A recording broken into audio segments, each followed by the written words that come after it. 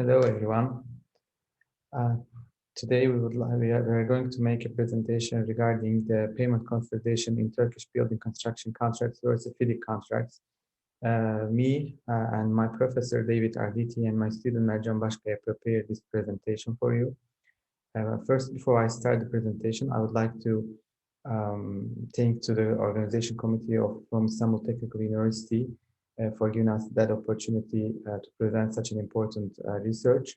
And of course, I wish we could make that presentation face to face in the campus the campus that I graduated from in 2003.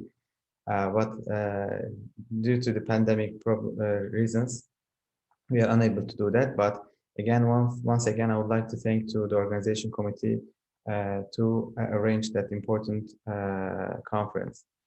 Today, I'm going to talk about, on behalf of the co-authors, Professor David Arditi and Mert Baskaya, I'm going to present our study regarding the payment consolidation in Turkish building construction contracts and FIDIC contracts.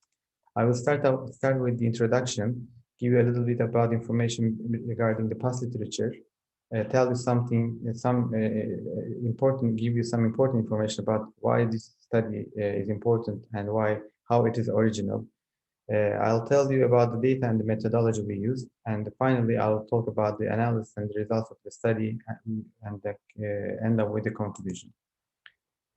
The reason that we started making that research is the big problem that we have been facing in the Turkish construction industry regarding the mistakes that the construction owners are structuring the construction contracts in a way that minimizes their risks.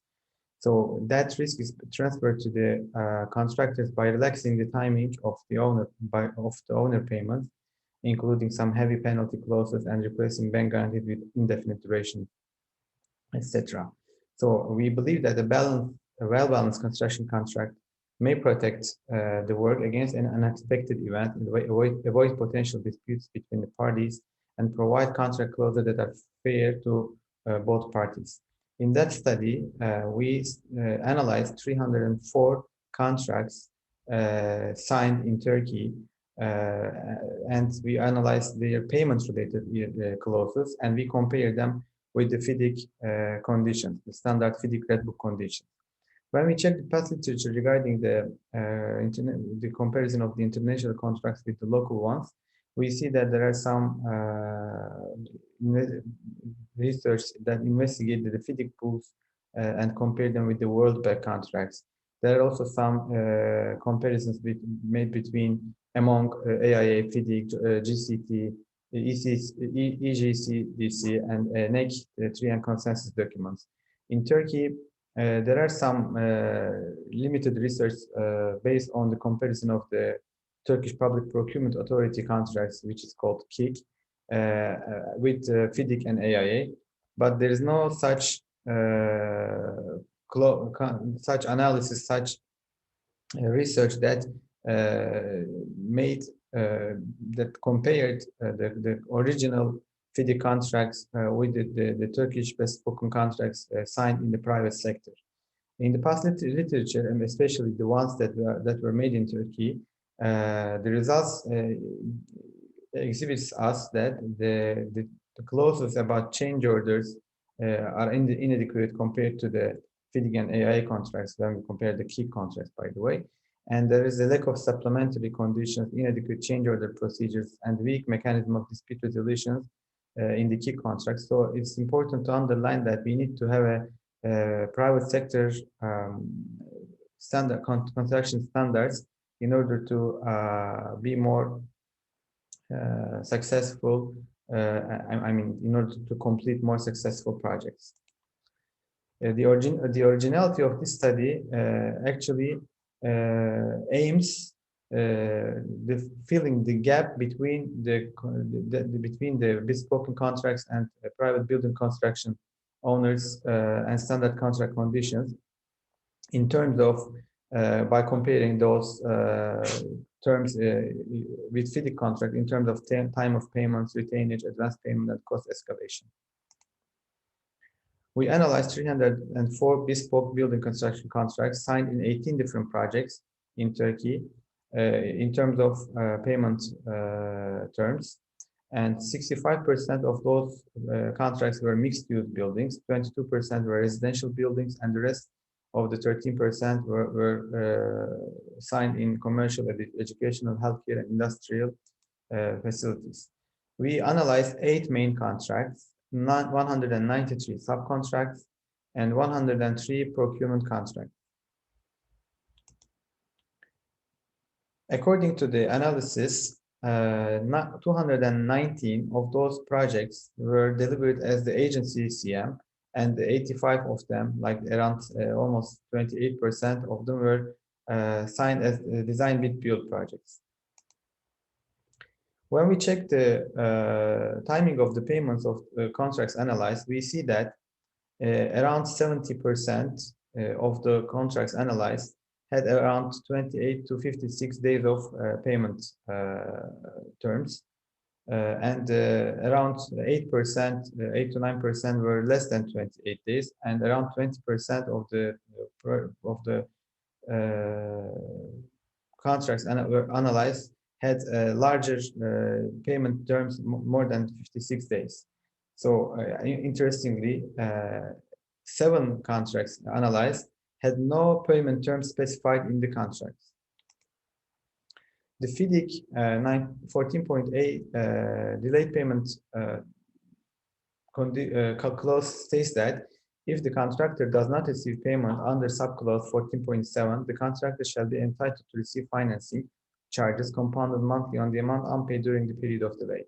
But unfortunately, in Turkish contracts that we analyzed, there is no such clause that gives the right to the contractor to make any such claims in the case they don't get paid. Well, we can also consider, I mean, the ones who knows about the FIDIC contracts, we all know that those clauses are subject to amendment with particular conditions, but in reality, we are actually facing problems regarding that delayed payment term. But we also see some kind of some sort of projects that follow that FIDIC clause 14.8. Another point that we need to figure out regarding the timing of payments is the employer's financial arrangements. FIDIC says that the owner's arrangement for financing the owner's obligation under the contract shall be stated in detail in the contract documents.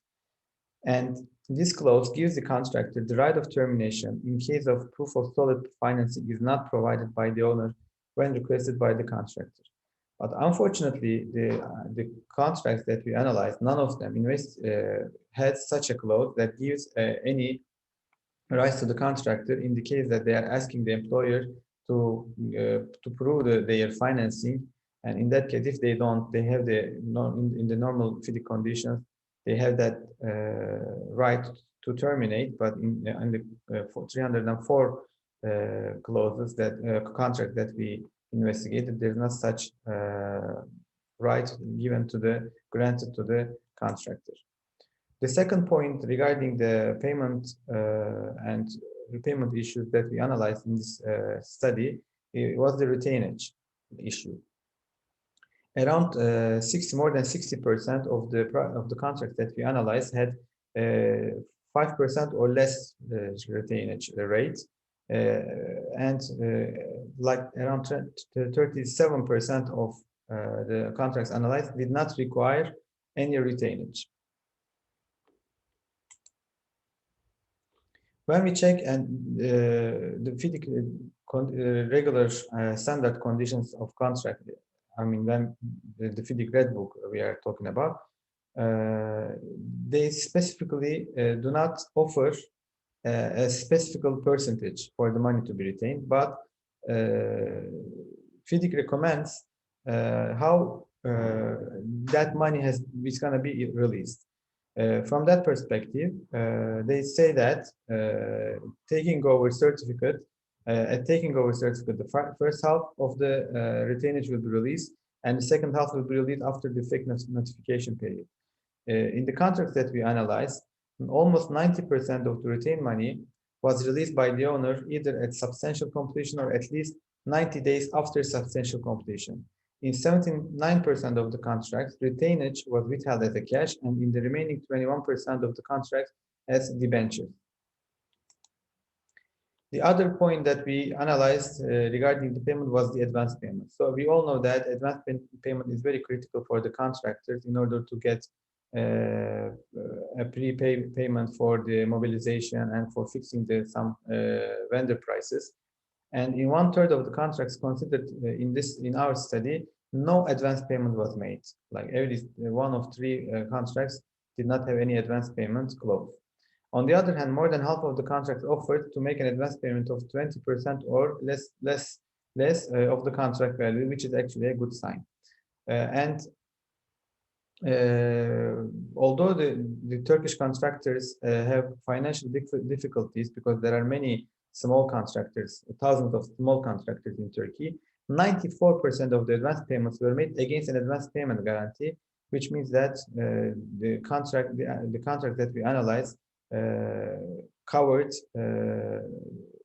advance payment guarantee precondition in order to grant an advance payment to the contractor.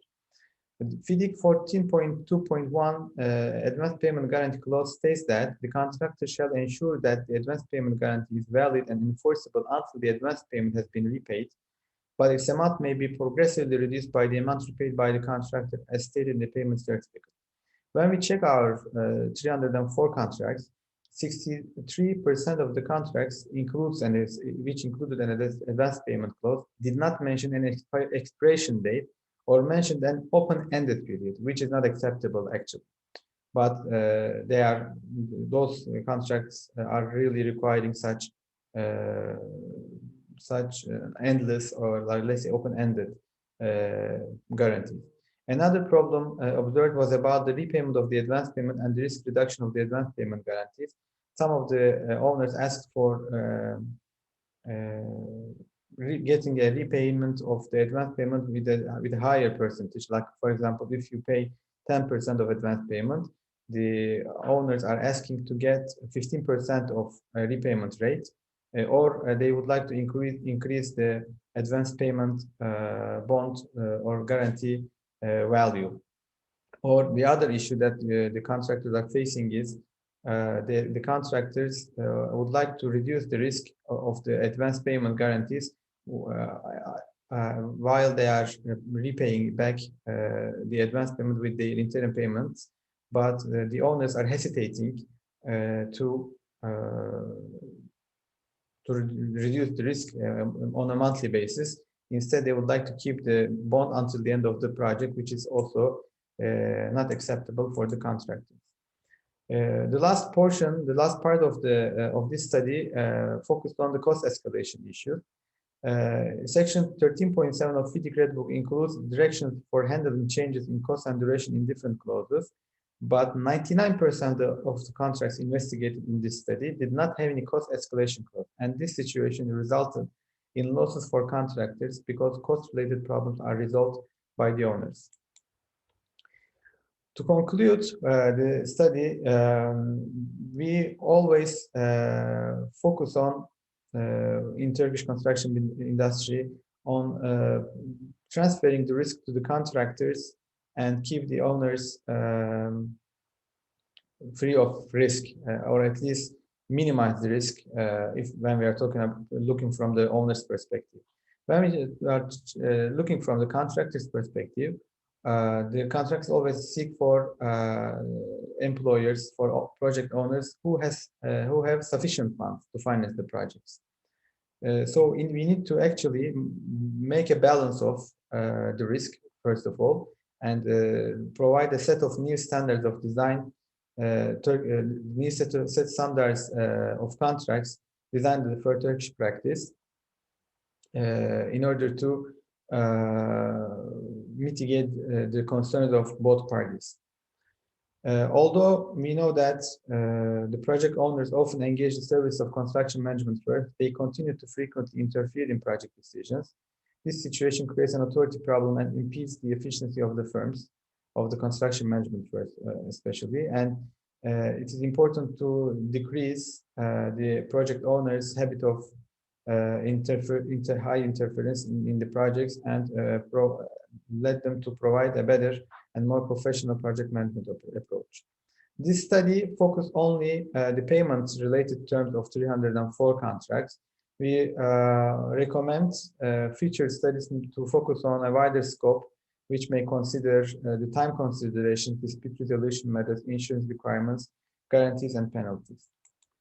Well, thank you very much for listening us, and you can reach us from the contact email addresses written here. Once again, we would like to thank again to the organization committee for organizing even online in the pandemic days for organizing that important conference.